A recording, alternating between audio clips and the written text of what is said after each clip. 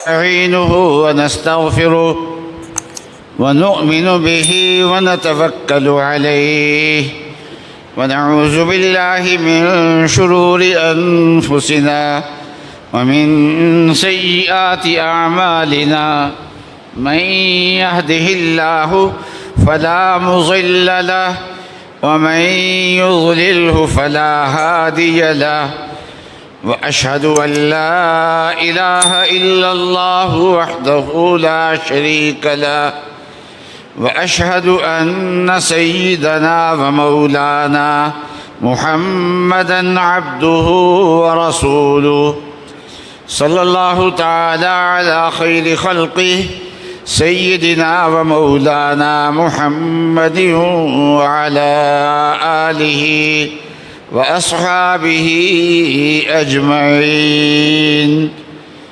اللهم صل على سيدنا ومولانا محمد وعلى آل سيدنا ومولانا محمد وبارك وسلم صلاة وسلاما كثيرا كثيرا. يا رب صل وسلم دائما أبدا على حبيبك خير الخلق كلهم. أما بعد، فقد قال النبي صلى الله عليه وسلم: تركت فيكم أمرين لن تضلوا بعدي لو تمسكتم به، كتاب الله وعترتي، أو كما قال النبي صلى الله عليه وسلم. صدق الله العظيم وصدق رسوله النبي الكريم. بزرگان محترم اور برادران عزیز، ماہ محرم کا آغاز ہوتا ہے تو حضرت امام حسین رضی اللہ تعالی عنہ سلام اللہ تعالی علیہ، ان کا واقعہ جو کربلا میں پیش آیا وہ لوگوں کے ذہنوں میں اس کے متعلق سوال اٹھنا شروع ہو جاتا ہے، کیونکہ جس چیز کا تذکرہ ہوتا ہے تو ذہن میں اس کے بارے میں سوالات بھی پیدا ہوتے ہیں۔ ایام منانا یہ ہمارے اسلاف کا طریقہ نہیں ہے۔ نبی اقدس صلی اللہ علیہ وسلم کی نبوت کی 23 سالہ زندگی میں اہم واقعات پیش آئے ہیں، اور اس 23 سالہ زندگی سے پہلے 40 سالہ جو زندگی ہے اس میں بھی اہم واقعات پیش آئے ہیں، بلکہ آپ کی ولادت کے وقت بھی اہم واقعات پیش آئے ہیں، اور جس سال آپ کی ولادت ہوئی ہے اس سال ہاتھی والوں کا عظیم واقعہ بھی پیش آیا ہے، لیکن رسول اللہ صلی اللہ علیہ وسلم نے ان واقعات کو ہر سال منایا نہیں ہے، اور عظیم شہادت حضرت صلی اللہ علیہ وسلم کے زمانے میں صحابہ کی عظیم شہادتیں ہوئی ہیں، مظلومانہ شہادتیں ہوئی ہیں، اور ان میں سے حضرت امیر حمزہ رضی اللہ تعالی عنہ کو رسول اللہ صلی اللہ علیہ وسلم نے سید الشہداء فرمایا ہے، تو ان کا بھی ہر سال تذکرہ ہو اور دن منایا جائے اور ماتم کیا جائے اور افسوس کا اظہار کیا جائے، ایسا نہیں ہوا۔ اور خلافت راشدہ کے دور میں بڑے بڑے واقعات پیش آئے، بڑی بڑی فتوحات ہوئیں، ان فتوحات کے دن میں نہیں منائے، اور مسلمہ کذاب کے خلاف جو سب سے پہلے اسلام کی جنگ خلافت راشدہ کے دور میں بڑی جنگ ہوئی ہے، اس جنگ میں فتح بھی ہوئی ہے مسلمانوں کی، اور مسلمانوں کی شہادتیں بھی بہت ہوئی ہیں۔ تو نہ تو وہ دن بطور شہادتوں کے غم کے طور پہ منایا گیا، اور نہ ہی عظیم فتح کے دور میں 30 سال خلافت راشدہ کا دور گزرا اور اس میں یہ ایام نہیں منائے گئے۔ اور بھی بڑی بڑی فتوحات ہوئیں، لیکن ان فتوحات کے دن ہمیشہ منائے جاتے رہیں، ایسا نہیں ہوا۔ ہمارے اسلاف کا یہ طریقہ نہیں ہے۔ لیکن جب لوگوں کے ذہن میں سوال پیدا ہو جائے تو جواب نہ ملے صحیح طریقے سے، تو پھر وہ یوٹیوب سے رابطہ کریں گے۔ یوٹیوب پہ طرح طرح کے لوگ بیٹھے ہوئے ہیں، وہ گمراہ کن باتیں بھی کرتے ہیں، اور اس طریقے سے معلومات کے وہ ذرائع اختیار کریں گے جو ذرائع مستند نہیں ہیں، جو ذرائع دینی معلومات حاصل کرنے کی یا دینی تاریخ معلوم کرنے کے ذرائع نہیں ہیں، پھر ان کو وہ اختیار کرتے ہیں، اور وہ ذرائع جو ہیں وہ ذہنوں کو مسموم کرتے ہیں۔ تو یہ حالات جب ایک سوال پیدا ہو جاتا ہے تو اس سوال کا صحیح جواب ملنا یہ ضروری ہوتا ہے۔ اس لیے اس مہینے میں ہم ویسے تو ہمارے لیے امام حسین رضی اللہ تعالی عنہ کا اور ان کے والد گرامی، ان کی والدہ ماجدہ اور ان کے بھائی، ان کی بہنیں، ان کے نانا، ان کی نانیاں اور ان کا پورا گھرانہ، ان کا تذکرہ کرنا ہمارے لیے سال کے 12 مہینوں میں اور ہر مہینے کے 30 دنوں میں اور ہر مہینے کے سارے ہفتوں میں اور ہر ہفتے کے 7 دنوں میں اور ہر دن کے 24 گھنٹوں میں اور ہر گھنٹے کے ہر منٹ میں ہمارے لیے ان کا تذکرہ کرنا محبوب بھی ہے، ثواب بھی ہے، رحمت کا ذریعہ بھی ہے، اور ہدایت کا ذریعہ بھی ہے، رہنمائی حاصل کرنے کا ذریعہ بھی ہے۔ ہم سال کے کسی حصے میں ان کا تذکرہ کر سکتے ہیں، لیکن خصوصیت سے ان دنوں میں اس لیے کرتے ہیں کہ سوال ذہنوں میں پیدا ہو گیا، اور جب سوال آ جائے تو جواب کی تلاش ہوتی ہے، اور جواب کے غیر مستند ذرائع بہت ہیں، تو ایسے موقع پہ مستند بات کرنا ضروری ہوتا ہے، اس لیے ہم کرتے ہیں بات۔ حضرت امام حسین رضی اللہ تعالیٰ عنہ کا واقعہ میں سے آج میں نے ایک سبق بیان کرنا ہے صرف۔ اس سے پہلے میں ایک بات عرض کر دوں، وہ یہ ہے کہ رسول اللہ صلی اللہ علیہ وسلم کا ارشاد گرامی ہے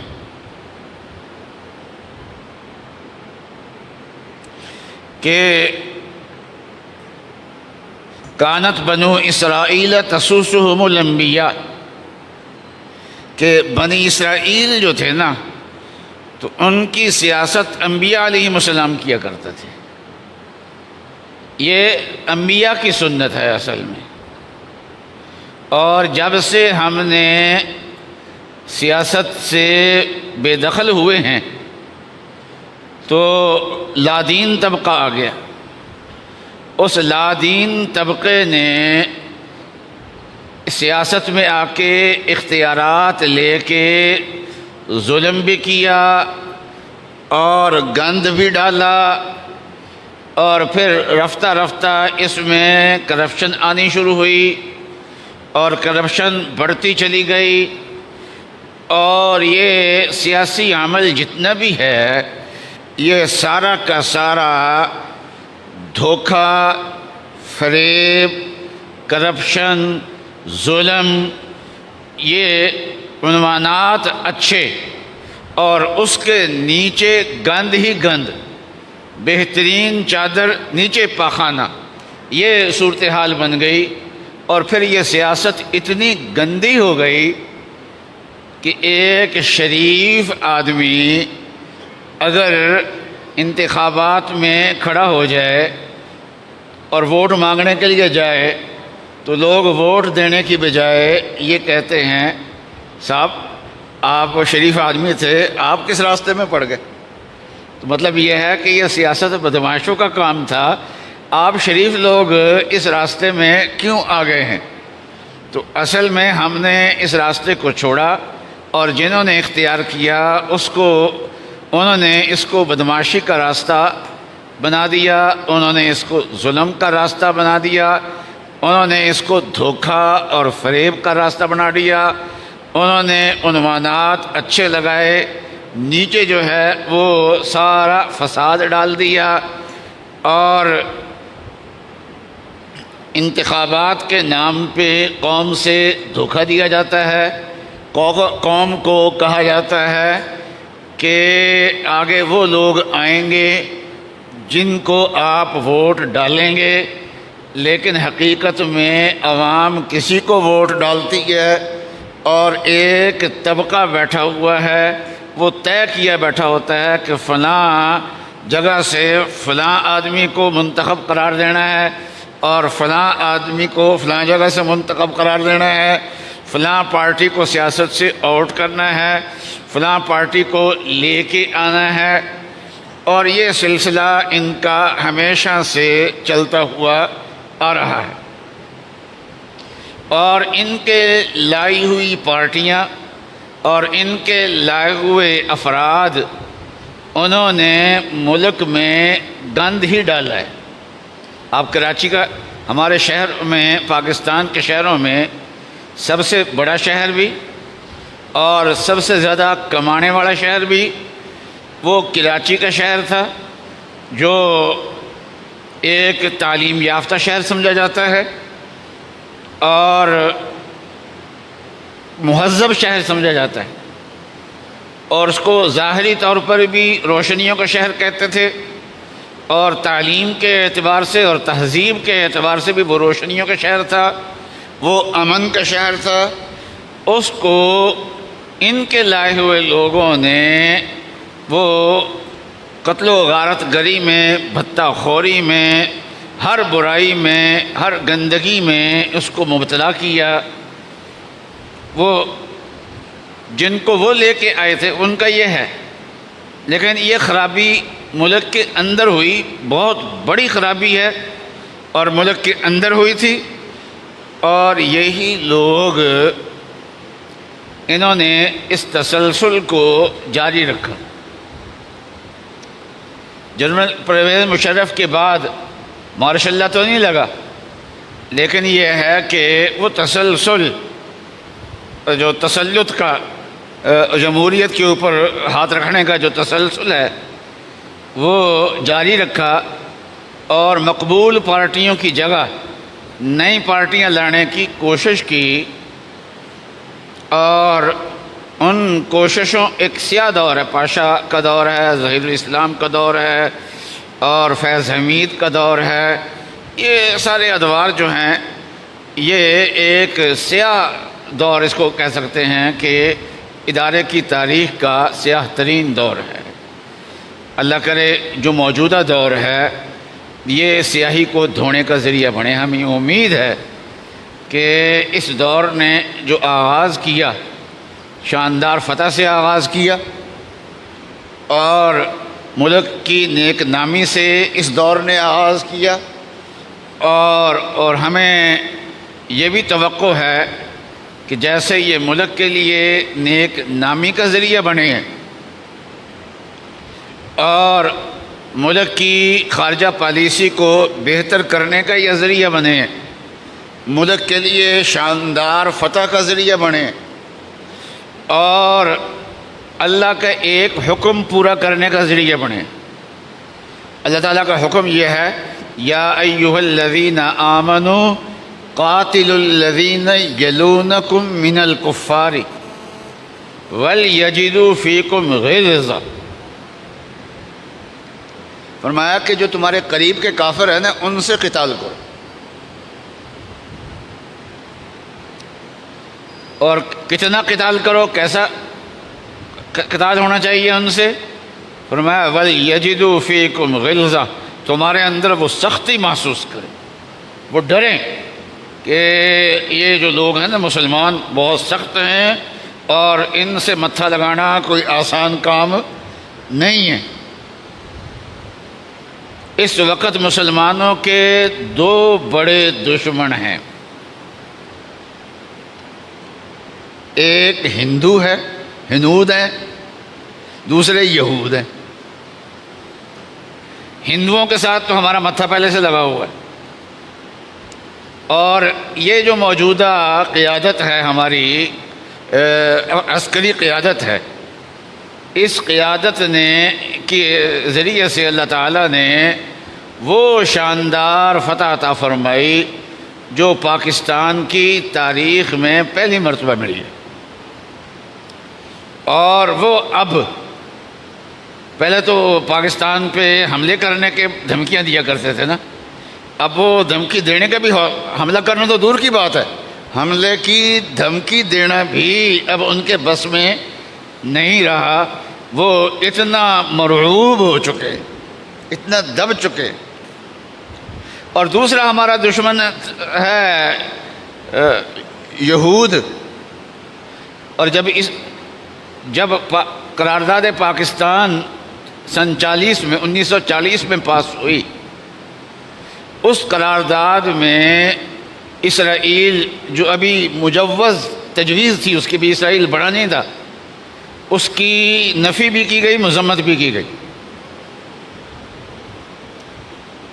ہماری جو پہلی قرارداد ہے پاکستان کے نام سے، وہ جو ہے اس میں اسرائیل کی مخالفت ہے، یہود کی مخالفت ہے۔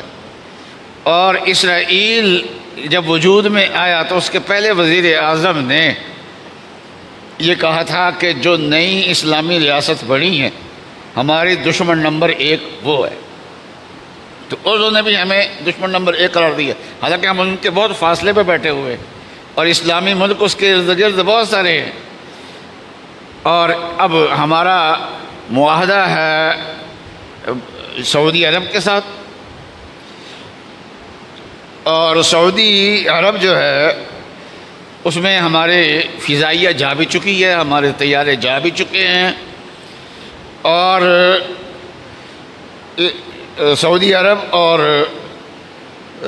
اسرائیل ہمسائے تو نہیں ہیں، سرحدیں تو نہیں ملتی، لیکن بالکل قریب ہیں، سرحدیں ملنے کے بالکل قریب ہیں، زیادہ فاصلے نہیں ہیں، فاصلے نمٹ چکے ہیں۔ اس لیے ہمارے جو دو دشمن وہ بھی ان پر بھی پاکستان کا ایک رعب ہے۔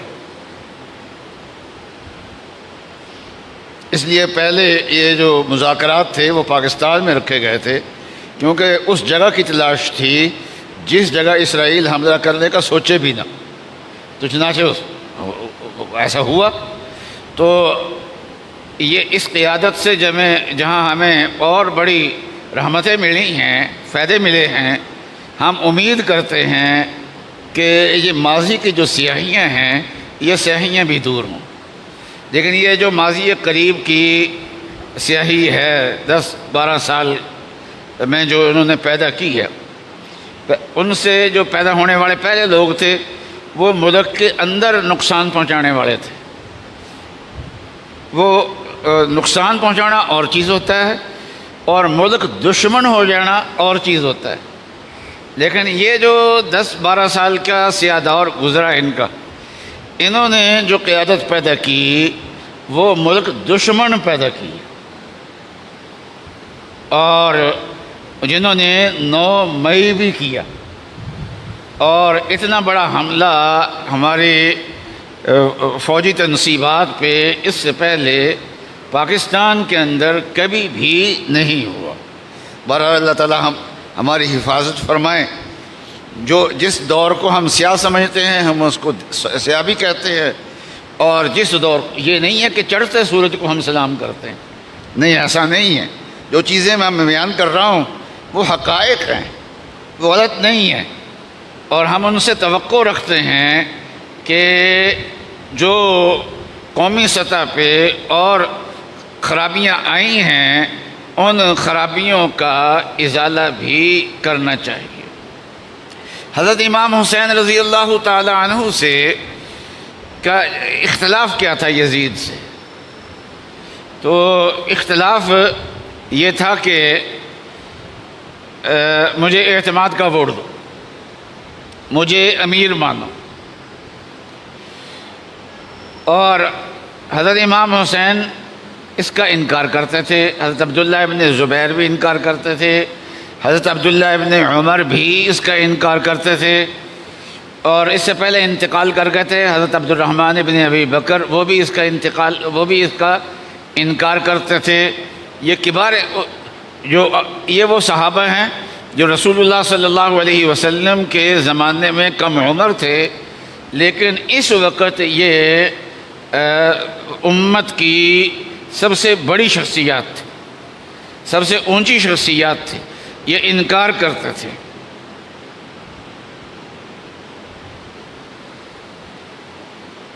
تو اس نے بن تو پھر بھی وہ گیا امیر، اور بن جانا بھی تھا۔ اس نے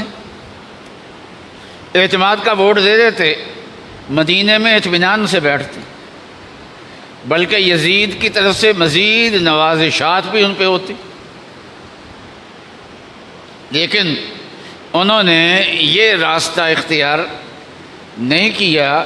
جس کو اعتماد کا ووٹ دینے کا اہل نہیں سمجھتے تھے انہوں نے اس کو اعتماد کا ووٹ نہیں دیا۔ اب مسئلہ یہ تھا کہ یہ مدینہ منورہ میں اگر قیام کرتے ہیں تو مدینہ منورہ کا جو امیر ہے وہ جبر کے ساتھ ان سے اعتماد کا ووٹ لے گا۔ اس لیے یہ حضرات راتوں رات یہ بھی حضرت امام حسین بھی اپنے خاندان سمیت اور عبداللہ ابن زبیر بھی اپنے خاندان سمیت سفر کر کے مکہ مکرمہ چلے گئے، اور مکہ مکرمہ میں جا کے حضرت عبداللہ ابن زبیر نے لوگوں سے بیعت لے کے اس علاقے میں حکومت قائم کر لی کہ یہاں اپنی حکومت قائم کرتے ہیں، اور پھر آگے لوگوں سے اعتماد کا ووٹ لے کے آگے بڑھتے۔ امام حسین رضی اللہ تعالی عنہ کو کوفے سے دعوتیں آ رہی تھیں کہ آپ یہاں آئیں، ہم آپ کے ہاتھ پہ بیعت کرتے ہیں۔ تو عبداللہ ابن زبیر ایک شہر پہ حکومت قائم کر چکے تھے۔ امام حسین رضی اللہ تعالی عنہ اگر کوفے جاتے اور وہ لوگ ان کے ہاتھ پہ بیعت کر لیتے تو دو شہر جو ہیں وہ یزید کے ہاتھ سے نکل جاتے، تو امت مسلمہ جو ہے وہ ان کی طرف لوٹ آتی، اور وہاں کے یہ سمجھتے ہیں کہ حضرت امام حسین رضی اللہ تعالی عنہ جو ہیں وہ دھوکہ کھا گئے ہیں، اور ان کے جو ان لوگوں نے دعوت دی تھی اس کی تہ تک نہیں پہنچ سکے۔ یہ بات ٹھیک نہیں ہے، اس لیے کہ سب سے زیادہ کوفے والوں کو حضرت حسین ہی جانتے تھے، اس لیے کہ حضرت علی رضی اللہ تعالی عنہ 6 سال وہاں رہے کوفے میں، اور امام حسین اور امام حسن اپنے والد گرامی کے ساتھ رہے ہیں، 6 سال وہاں رہے، اور اس زمانے میں شہر اتنے بڑے نہیں ہوتے تھے۔ چھوٹے شہروں میں کوئی آدمی 1 سال رہ لینا تو ایک بندے سے واقف ہوتا ہے، اور اب بھی چھوٹے شہروں میں ایسا ہی ہوتا ہے، لوگ جو ہیں وہ ایک دوسرے سے واقف ہوتے ہیں. تو حضرت امام حسین رضی اللہ تعالی عنہ ایک سے واقف تھے. پھر بھی امام حسین نے احتیاط کی کہ مسلم ابن عقیل کو بھیج کے تصدیق کروا لی کہ یہ خطوط صحیح بھی ہیں اور واقعتاً صورتحال ہمارے حق میں ہے. تو ان کی رپورٹ بھی یہی تھی کہ صورتحال ہمارے حق میں ہے. بعد میں صورتحال بدل گئی، بہرحال جو بھی کچھ ہوا. تو امام حسین مدینہ سے مکے گئے، مکے سے کوفے گئے، صورتحال بدل گئی، شہادت تک نوبت پہنچ گئی، لیکن اعتماد کا ووٹ نہیں دیا. تو آج جو اراکین اسمبلی ہیں، سینٹ کے ارکان ہیں، یا بلدیاتی اداروں کے جو ارکان ہیں، جن کے ہاتھ میں ووٹ ہوتا ہے، ان کو سوچ لینا چاہیے کہ یہ بہت بڑی دولت ہے اور بہت بڑی امانت ہے. اتنی بڑی امانت ہے کہ اس میں خیانت کرنے کی بجائے گردن کٹوا لینا بہتر ہے. اور اگر امام حسین گردن کٹوا سکتے اور اپنی نہیں سارا خاندان ذبح کروا سکتے ہیں، تو کیا حضرت علی رضی اللہ تعالی عنہ کا ایمان اس سے زیادہ نہیں ہوگا؟ وہ 3 خلفائے راشدین کے زمانے میں انہوں نے تلوار اٹھائی ہی نہیں اور ان کے ساتھ رہے، ان کے پیچھے نمازیں پڑھتے رہے. تو اگر وہ اہل نہ ہوتے، لوگ کہتے جی ان کے پاس طاقت نہیں تھی، تو امام حسین کے پاس کون سی طاقت تھی؟ بہت بڑا لشکر تو ان کے پاس بھی نہیں تھا. تو اس سے زیادہ تو حضرت علی اکٹھے کر ہی لیتے تھے بندے، جتنے امام حسین نے اکٹھے کیے تھے، ساتھ لے کے گئے تھے، اس سے زیادہ تو کر ہی لے رہے تھے نا انہوں نے اکٹھے. تو اس وقت تو ان کے خاندان کے لوگ ابھی تھے، بہت زیادہ لوگ تھے، تو اس لیے اکٹھے ہو سکتے تھے ان کے ساتھ. بلکہ ان کی حمایت کرنے کے لیے ابو سفیان بھی تیار تھے، اور ابو سفیان جنگ کے جتنے ماہر تھے، اس خطے میں جنگ کا اتنا ماہر کوئی نہیں تھا، لیکن نہیں اٹھے. تو اگر وہ ان کو اہل نہ سمجھتے تو وہ گردن کٹوانے کو ترجیح دیتے، ان کے پیچھے نمازیں نہ پڑھتے، ان کے ہاتھ میں ہاتھ نہ دیتے. تو اعتماد کا ووٹ جو ہے وہ بہت نازک کام ہے، بہت بڑی ذمہ داری ہے. اور آج قانون سازی جو ہے اس میں اس ذمہ داری کا احساس نہیں ہے. جبر کے ساتھ بھی قانون سازی ہوتی ہے اور لالچ کے ساتھ بھی قانون سازی ہوتی ہے.